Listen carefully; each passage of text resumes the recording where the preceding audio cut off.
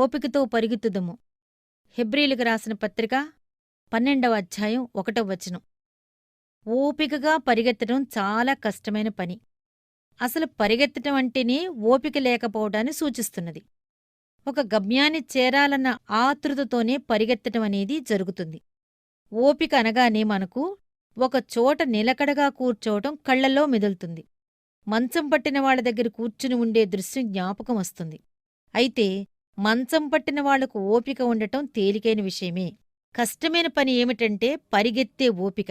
విచారం అలుముకున్నప్పుడు ఒకచోట కూర్చోవటం, దురదృష్టం సంభవించినప్పుడు మెదలకుండా ఉండటంలో గొప్ప శక్తి ఉన్నమాట నిజమే.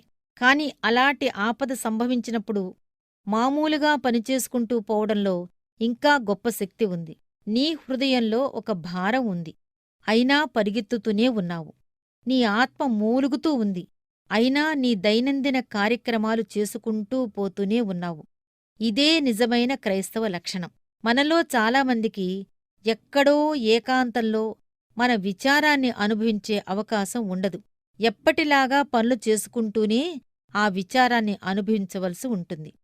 మన చింతను సావకాశంగా విశ్రాంతిలో దాచిపెట్టడం కాదు, చురుకుగా కొనసాగించే దైనందిన కార్యక్రమాల్లో పూడ్చిపెట్టవలసి వస్తుంది. ఒక్కోసారి అందరితో కలిసి పనిచేస్తూ వారి ఆనందాన్ని పంచుకుంటూ మనలోని విచారాన్ని అనుభవించవలసి వస్తుంది. విచారాన్ని ఈ విధంగా పాతిపెట్టడం చాలా కష్టం. ఓపికతో పరిగెత్తడం దుస్సాధ్యం. మనుష్యకుమారుడా, ఇదే నువ్వు చూపిన సహనం. ఓపిక కలిగి ఉంటూనే పరిగెత్తటం, ఒక గమ్యం కోసం ఎదురుచూస్తూ ఈ లోపల అవసరమైన పనుల్ని చేసుకుంటూ పోవటం. పెళ్లివిందు పాడైపోకూడదని కానాలో నీళ్లను ద్రాక్షారసంగా మార్చావు. తాత్కాలికమైన ఆకలిని తీర్చటానికి అరణ్యంలో గొప్ప జనసమూహానికి ఆహారం పెట్టావు. అయితే ఈ సమయమంతా గుండెలో గొప్ప బరువు మోస్తూనే ఉన్నావు. ఎవరూ దాన్ని పంచుకోలేదు, ఎవరితోనూ దాన్ని చెప్పుకోలేదు. మనుష్యులు ఆకాశంలో ఇంద్రధనస్సును చూపించమని నిన్ను అడిగారు.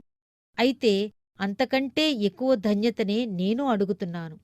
నీ మేఘంలో నన్ను ఇంద్రధనస్సుగా చెయ్యి, ఇతరులకు సంతోషకారణంగా నన్ను చెయ్యి. నీ ద్రాక్షతోటలో పనిచేస్తే నా సహనం పరిపక్వమవుతుంది. ఆశలన్నీ సమసినప్పుడు ఇతరుల కోసం మన చేతులు పనిచేస్తూనే ఉంటే మంచిది. భరించడానికి శక్తి పూరించిన బాధ్యతలోనే ఉంది.